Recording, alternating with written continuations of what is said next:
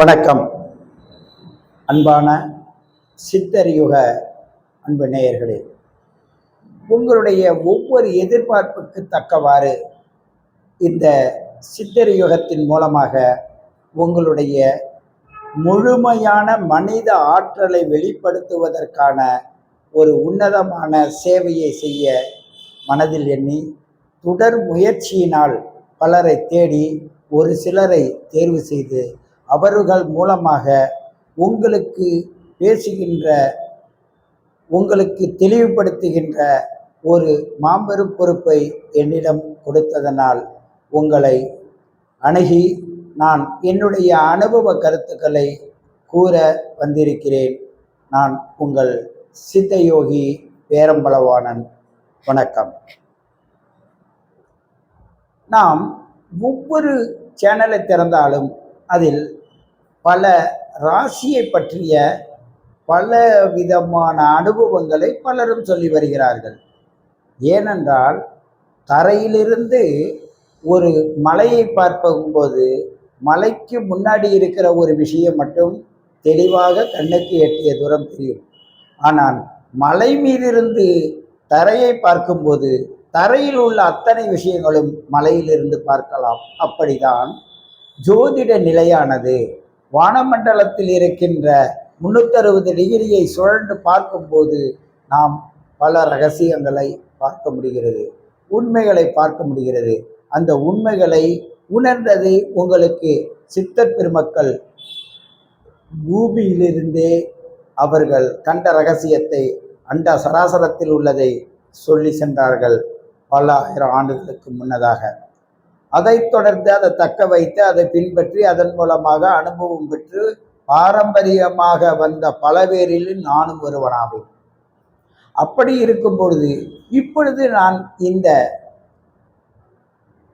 இந்த இடத்தில் உங்களுக்கு சொல்லிக்கொள்வது என்னவென்றால், இந்த சேனலை தொடர்ந்து பார்த்தால் உண்மை எது, உண்மையிலும் உண்மை எது என்பதை நீங்கள் நன்கு உணர்வீர்கள். ஒரு உண்மையை ஒருவர் உணர்ந்து சொல்லியிருப்பார், அது உண்மைதான். எந்த அளவுக்கு நம்ம கற்ற அளவுக்கு அது உண்மை. மேலும் மேலும் பல விஷயங்களை கற்று பல உண்மைகளை இணைத்து ஒரு இடத்தில் சொல்கிறார்ல, அது உண்மையிலும் உண்மையாக இருக்கிறது, அதுவும் உண்மைதான். ஆனால் இந்த இடத்தில் பொய் என்பது சொல்வதற்கு இடமில்லை. ஏனென்றால் அனைவரும் மனிதர்கள், அனைவரும் உணரும் ஆற்றல் பெற்றவர்கள், அனைவருக்கும் அனைத்தும் தெரியும். ஆனால் அதை உணர்ந்து செல்வதற்கான கால அவகாசங்கள் அவரிடம் இல்லை, அதனால் செல்ல முடியவில்லை. அதைதான் இவர்கள் உங்களுடைய கர்ம வினா என்று சொல்வார்கள். கர்ம வினை என்றால் செய்கின்ற செயலானது கர்மாவாகும்.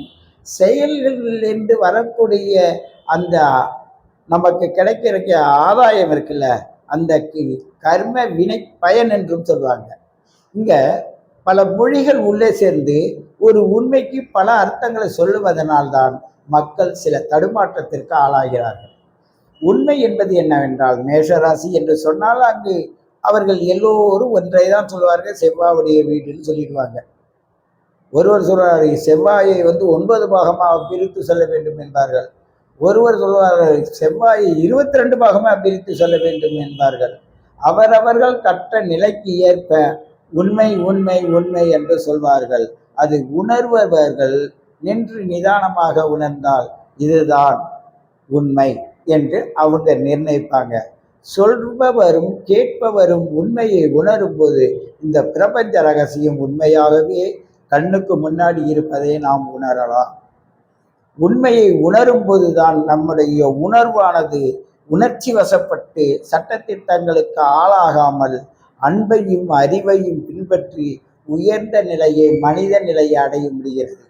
சட்டத்திட்டங்களுக்கு புறனாக நடக்கும்போது அந்த உன்னதமான மனிதன் இவனா அவன் நல்ல பையனாச்சு, ஏன் இப்படி ஆயிட்டான், இவன் புத்தி கெட்டு போச்சா, அந்த பலரும் திட்டுவதற்கான காரியத்தை சமூக ரீதியாக மாற்றி விடுகிறது. இந்த மாற்றி விடுவதும் எவ்வாறு என்ற ஒரு தெளிவினை காண்பதற்கு தான் நம்ம சித்தர் யுகத்திலும் இந்த சேனல் மூலமாக நமது மக்கள் இதை நாடி பார்ப்பவர்களுக்கு ஒவ்வொரு சொல்லும் அவர்களின் வாழ்க்கையின் பயண பாதையாக இருக்க வேண்டும் என்ற வேண்டுகோளுக்கு இணங்க இந்த பிரபஞ்ச சக்தியின் மூலமாக நான் உங்கள் முன் வந்து நிற்கின்றேன். உங்களுடைய கருத்துக்களின் பிரகாரம், அந்த சராசரத்தின் கருத்தின் பிரகாரம் ஒரு வட்டத்தை போட்டு பார்த்தால் 360 டிகிரி தான் வர வேண்டும். அந்த 360 டிகிரி அண்ணாந்து பார்த்தால் வானமண்டபம் 360 டிகிரி தான் இருக்க வேண்டும். ஆனால் இடையில் காலக்கணக்கு ஏன் குளறுபடியாகிறது? பஞ்சாங்கங்கள் ஏன் ஒன்றுக்கொன்று மாற்றி கூறுகிறது? ஏன் கருத்துக்கள் தடுமாற்றமாகிறது? ஏன் ஜோதிடருக்குள் மாற்றங்கள் ஏற்படுகிறது? இவர்களுடைய பரிகாரங்கள் ஏன் செயலுக்கு வர மாட்டேங்கிறது? பரிகாரம் என்பது உண்மைதானா, இருக்குதா, இல்லையா? இது மெய்யான உண்மை நிலையை யார் எடுத்து சொல்லுவார் என்ற ஏக்கம் நமக்குள் ஏற்படுகிறது. அந்த ஏக்கத்தை போக்குவதற்காகவே இந்த சித்தர் யுகமானது முயன்று உங்கள் முன் காட்சியாக நிற்கிறது, சாட்சியாகவும் நிற்கிறது. இது பல அனுபவங்களுக்கு பிறகுதான் இந்த சித்த யுகம் என்ற சேனல் உங்கள் முன் உங்களுடைய ஆறுதலும் உங்களுடைய தேர்வின் பிரகாரம் முன்னின்று சென்று கொண்டிருக்கிறது. உங்களுடைய அனுசரணையினால், இந்த அனுசரணையின் காரணமாக உங்களுக்கு ஏற்படுகின்ற நன்மை எது என்று உணரும்போது 100க்கு 100 நன்மையான விஷயங்களை பல முறை ஆராய்ந்து அதன் மூலமாக எங்கள் சித்தர்யுக அன்பர்களுக்கு தெல்ல தெளிவான வார்த்தையை கொடுக்க வேண்டும். அவர்கள் எங்கும் சிக்கி சின்னப்பணமாக கூடாது, பொய்யில் போய் சிக்கக்கூடாது, மெய்மறந்து நிற்கக்கூடாது, உண்மையிலிருந்து மாறக்கூடாது, சத்திய நெறியே அவர்களுடைய வழியாக இருக்க வேண்டும். இங்கு ஆண் பெண் ஜாதி மதம் எந்த பாகுபாடும் கிடையாது. மனிதன் என்பவன் அன்புக்கும் அறிவுக்கும் உட்பட்டவன். அவனே அறிவன் ஆற்றலை உணர்ந்து இந்த பிரபஞ்சத்திற்கு பயனுள்ளவனாக மாற வேண்டும் என்ற முன்னோக்கு நோக்கத்தோடு இந்த பிரபஞ்ச நிகழ்ச்சியை நடத்தி கொண்டு உங்கள் முன் வந்திருக்கிறோம். நாம் இந்த பிரபஞ்சத்தில் உள்ள ஒரு ரகசியம் என்னென்றால், எளிமையாக சொல்ல வேண்டுமானால், ஒரு மனிதனுடைய முழு உடலை தான் நாங்கள் 360 டிகிரியாக மாற்றியுள்ளோம். 12 ராசி என்பது 360 பாகை. ஒரு ராசிக்கு 30 பாகை, 3 12 36 360 பாகை கொண்டது தான் ஒரு முழுது. அப்படி முழுமையானது தான் ஒரு மனிதனுடைய சரீரமாக வைத்திருக்கிறோம். இந்த சரீரத்தை 27 நட்சத்திரங்களாக பிரித்திருக்கிறோம். அந்த 12 ராசிக்குள் இந்த 27 நட்சத்திரமும் இருக்கிறது. அதை எப்படி பிரிப்பது என்பதற்கும் நுட்பங்கள் கொடுத்திருக்கிறோம். சில நுட்பமான விஷயங்களை விட்டுவிட்டு பல செயற்கையான விஷயங்களை சேர்த்து அதை முதன்மைப்படுத்துவதால் உண்மையான விஷயங்கள் பின்தங்கி நிற்கிறது. அப்படி இருக்கும்போது எப்படி 360 டிகிரி ஒரு மனிதனை இந்த அண்ட சராசரத்தோடு நீங்கள் இணைத்து பேசுகிறீர்கள், அவங்களால் நிரூபித்து காட்டுவதற்கு என்ன ஆதாரம் இருக்கிறது என்று ஒரு சிலர் கேட்கலாம். அதற்கு ஆதாரணமாக ஒரு மனிதனை நிற்க வைங்க, அவனுடைய கால்பாகம் இருக்குல்ல, அந்த கால்பாகத்தில் ஏறு ரச்சி இறங்கு ரச்சின்னு ஒன்று இருக்குது. அந்த பஞ்சாங்கத்தில் போட்டுருவாங்க. 10 பொருத்தம் பார்க்கும்போது அது மனிதனுக்கு பொருத்தம் பார்த்தாலும் சரி, இந்த பிரபஞ்சத்துக்கே பொருத்தம் பார்த்தாலும் சரி, இந்த பிரபஞ்சத்தில் நான் என்ன நிலைமையில் இருக்கேன், என்னை சார்ந்தவர்கள் என்ன நிலைமையில் இருக்கிறார்கள் என்று நீங்கள் கேட்கும்போது அந்த பொருத்தத்தை பாருங்கள். அசுவனி மகம் மூலம் என்பது வலதுபுறத்தின் பாதத்தை குறிக்கும். பரணிபுரம் போராடம் என்பது அவனுடைய துடையை குறிக்கும். கிருத்திகை உத்தம் உத்தராடம் என்பது அவன் வயிற்று பாகத்தை குறிக்கும். அவனுடைய மார்பக பாகத்தில் அசுவனி மகம் மூலம், பரணிபுரம் பூடாரம், கிருத்திகை உத்தம் உத்திராடம், ரோகிணி அஸ்தம் திருவோணம் என்பது அவனுடைய கழுத்து புஜங்களை குறிக்கும். மிருக சிரவம் சித்திர அவிட்டம் என்பது அவனுடைய சிரசை குறிக்கும். அப்போது 7 ரட்சியில் வந்துட்டு அசுவனி மகம் மூலம், பரணிபுரம் பூராடம், கிருத்திகை உத்திரம் உத்திராடம், ரோகிணி அஸ்தம் திருவோணம், மிருக சிரவம் சித்திரை அவிட்டம். இடதுபுறம் வரும்போது மிருகசிறுவன் சித்திரை அவிட்டம், திருவாதிரை சுவாதி சதயம் என்பது இடதுபுற கையை குறிக்கும். திருவாதிரை சுவாதி சதயம் புனர்பூச விசாகம் பூரட்டாதி என்பது என்னுடைய வயிற்றின் இடது பக்கத்தை குறிக்கும். பூசம் அனுசம் உத்தரட்டாதி என்பது இடது துடையை குறிக்கும். ஆயில்யம் கேட்ட ரேவதி என்பது இடது காலின் பாதத்தை குறிக்கும். இப்ப புரிஞ்சிங்களா? ஒரு மனுஷனை நாங்க எப்படி இயற்கையோட இணைச்சி பேசுறது? ஒரு மனிதனை பாருங்கள், அவனுடைய கால் பாகம், தொடை பாகம், அவனுடைய வயிறு பாகம், கழுத்து பாகம், சிரசு, அதுக்கு அடுத்தது இறங்குறச்சி, வலதுபுறம் ஏர்றச்சி, இடதுபுறம் இறங்குறச்சி. அங்க பொருத்தம் பார்க்கும்போது இருவரும் ஒரே ராசியாக இருந்து ஒருவர் ஏர்றச்சியாகவும் ஒருவர் இறங்குறச்சியாகவும் இருந்தால் பொருத்தம் உண்டு. 2 பேரும் ஒரே நட்சத்திரத்தில் ஒரே ராசியில், அதுல ஒரே இறங்க ராசி இல்லை ஏர் ராசியாக இருந்தால் பொருத்தம் இல்லை. அங்க பந்தயம் போடுவாங்க, போட்டி பொறாமைகள் வரும், அந்த இடத்துல பிரச்சனைகள் வரும். பாதரட்சியானவர்கள் செல்லும் போது ஒருவர் பிரிந்து விடுவார்கள். துடைரட்சியான பிறந்தவர்கள் என்ன பொருத்தம் பார்த்தால் அவருடைய சொத்துக்களை அழித்து விடுவார்கள். அதே வயிறு ரட்சி என்று சொல்லக்கூடிய பகுதியில் ஒருவருக்கு ஒருவர் அதே நட்சத்திரமாக இருந்தால் மருத்துவ செலவால் அவர்கள் மாண்டு போவார்கள். அதே நம்மளுடைய தோல் பகுதியின் ரட்சியாக இருக்கும்போது அப்பொழுது என்னன்னா சொத்து சுகத்திற்காக அண்ணன் தம்பி அடிச்சுக்கிட்டு சாவார்கள். அந்த ஆணும் பெண்ணும் சேர்ந்து பொருத்தம் பார்த்தா அந்த பெண்கள் 2 பேரும் சொத்துக்காக குடும்பம் நடத்துவார்களே தவிர உண்மையான நம்மளுடைய மனித நேயத்தோடு வாழ்கின்ற அன்பு என்ற அன்புமயமான சிவ நிலையில் அவர்கள் வாழ மாட்டார்கள். அவர்கள் அன்பு எல்லாமே போலித்தன்மையா சொத்துக்காக இருக்கும். அப்பொழுது இல்லறம் என்பது சிறந்த அறமாக இருக்காது, அதர்மத்திற்கு செல்லுவோம். இதையெல்லாம் நுட்பமாக சித்தர் பெருமக்கள் இருந்த இடத்திலிருந்து அந்த சராசரத்தை அவர்கள் 330 டிகிரியில் இருந்தார்கள், அந்த வானமண்டலத்தை 330 டிகிரியில் கண்டார்கள். இப்படி நோய் நொடிகளை கொண்டு வந்து பார்ப்பதற்கு 10 பொருத்தங்களின் மூலமாக பல விதிமுறைகளை வச்சிருக்காங்க.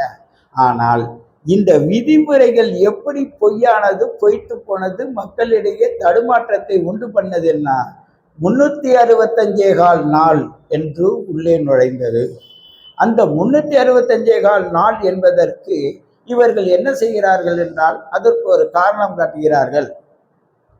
ஏனென்றால் ஓவல் ஷேப்ல நம்ம பூமி இருக்குது, அது சுழலும் போது அந்த ஓவல் ஷேப்ல ஒரு 5.5 நாட்கள் தள்ளி வருகிறது. அப்படி 5.5 நாட்கள் தள்ளி வருகிறதுனா அது ஏன் அங்கு திருவள்ளுவர் ஆண்டு என்றும் அது கிறித்துவ ஆண்டு என்றும் மாறுகிறது. திருவள்ளுவருடைய ஆண்டின் பிரகாரம் காலை சூரிய உதயம் முதல் மறுநாள் காலை சூரிய உதயம் வரை ஒரு நாள். இந்த கிறித்துவ ஆண்டின் பிரகாரம் மணி 12 மணிக்கு மறுநாள் 12 மணிக்கு ஒரு நாள் என்பது இயேசு கிறிஸ்து பிறந்த நாளை மையமாக வைத்து அந்நிய மொழியின் மூலமாக இங்கு காலண்டர் வடிவிலே வரப்பட்டது. அங்குதான் குழப்பம் ஆரம்பிக்கிறது. குழம்பியவர்கள் குழப்பத்தின் மூலமாக தடுமாறுகிறார்கள். குழம்பாதவர்கள் என்ன செஞ்சார்னா அதுக்கு ஒரு ஐடியா பண்ணி எபமரிஸ்ன்னு ஒன்று போட்டாங்க. அந்த எபமரிஸ்ல பூமியின் வட்டப்பாதையிலே சொல்லக்கூடிய ஆங்கில எந்தெந்த இடத்துல எந்தெந்த நகரங்கள் இருக்கிறது, எந்தெந்த நதிகள் கடல்கள் இருக்கிறது என்ற நீரோட்டத்தையும் வரைந்து வானமண்டலத்தில் இருக்கிற 27 நட்சத்திரத்தினுடைய பாகங்களையும் வரைந்து அதற்கு இப்பொழுது எந்த பாகையில் அது செல்கிறது என்று உணர்ந்து இந்த 5.25 நாளைக்கு கூட்டல் கழித்து போட்டு அதற்கு பிறகு ஒவ்வொரு ஆண்டும் நகர்ந்து கொண்டே இருக்கிறது. அதுக்கு 50 நொடி பொழுதை மைனஸ் பண்ணுங்க அன்னு ஒவ்வொரு பஞ்சாங்கத்திற்கு ஏற்றால் போல் மாற்றி மாற்றி பேசி மக்களை இப்படியும் அப்படியுமாக மாற்றிவிட்டார்கள். உண்மை சம்பவம் என்ன என்றால் சூரியன் என்பது ஒரு மாதத்தில் ஒரு ராசியில் இருப்பான், அதை எவராலையும் மாற்ற முடியாது. சந்திரன் 2.25 நாளில் ஒரு ராசியில் இருப்பான், அதை எவராலையும் மாற்ற முடியாது. அடுத்தது குரு ஒரு வருஷமும் தான் இருப்பான், அதை எவராலும் மாற்ற முடியாது. சனி 2.5 வருஷம் தான் இருப்பான். அதே மாதிரி செவ்வாய் 1.5 மாதம் இருக்கும், சில மாதத்தில் 6 மாதம் இருக்கும். ஏன்னு கேட்டால் வக்ர நிலையில் இருக்கும்போது அது வக்ர நிலையாக இருக்கும். இதாங்க கணக்கு.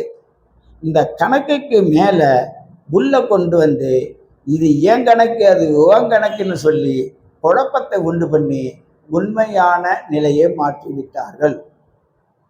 இதில் ஆரம்பித்த ஒருவர் என்ன செய்தார் என்றால், ஒரு நிழல் சாயைன்னு சொல்லுவாங்க, ஒரு குச்சியை நட்டு வச்சு அந்த குச்சியின் மூலமாக காலை பொழுது இத்தனை மணி, மாலை பொழுது இத்தனை மணின்னு சொல்ற அளவுக்கு நம் முன்னோர்கள் அறிவில் சிறந்தவர்களாக இருந்தார்கள். அப்படி கன்னத்துக்கு மேல கையை வச்சு இப்படி பார்க்கும்போது, என்னப்பா மணி 3:15 ஆச்சு, விடுக்குன்னு வேலையை முடிங்கப்பா அன்னு விவசாயத்தை பண்ண மக்கள் இருந்தாங்க. ஏன்னா அந்தி சாஞ்சிடுச்சுப்பா, காலம் மாறி போச்சு, அதை நம்பி நிற்காத, மழை வரப்போகுது, புறப்பட்டு வான்னு சொன்னவன் இருக்கான். இப்படி மனிதன் இயற்கையோட தன்னோட கணக்குகளை வைத்திருந்ததை ஏடுகளில் கொண்டு வந்து இவர்களை குழப்பிவிட்டார்கள். ஏட்டி சுரக்காய் கறிக்கு ஆகாது என்பார்கள். அப்படி இதை மாற்றி மாற்றி பேசியதனால் நீங்கள் எந்த கணிதத்தின் மூலமாக இந்த ஜாதகத்தை கூறுகிறீர்கள் என்று கேட்பாங்க. நான் சொல்வேன், நீ பிறந்த தேதியிலிருந்து அடுத்த பிறந்த தேதி வரையும் 1 வருஷம் ஆச்சா? ஆமாங்க. அப்ப 1 வருஷம், 2 வருஷம், 10 வருஷம், 20 வருஷம், 30 வருஷம் அது எங்கேயாவது மாறுமா? மாறாது.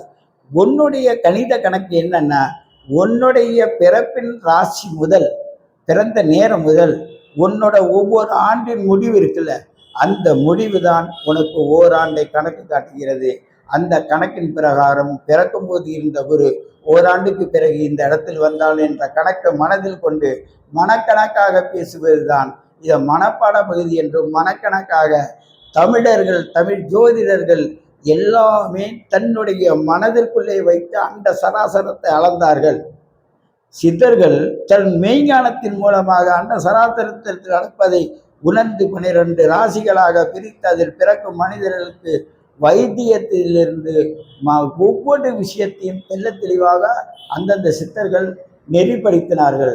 அதற்கான பருவநிலையில் வரக்கூடிய மரம், செடி, கொடிகள் இந்தந்த வகையை சேர்ந்தது. இவனுக்கு இந்த நோய் இந்த பருவத்தால் வந்தால் இவனுக்கு இந்த மருந்தை கொடு, அதற்கு இந்த செடியை பயன்படுத்தி என்ற உன்னதமான கருத்துக்களை மருத்துவத்தையும் சேர்த்து வச்சிருந்தாங்க.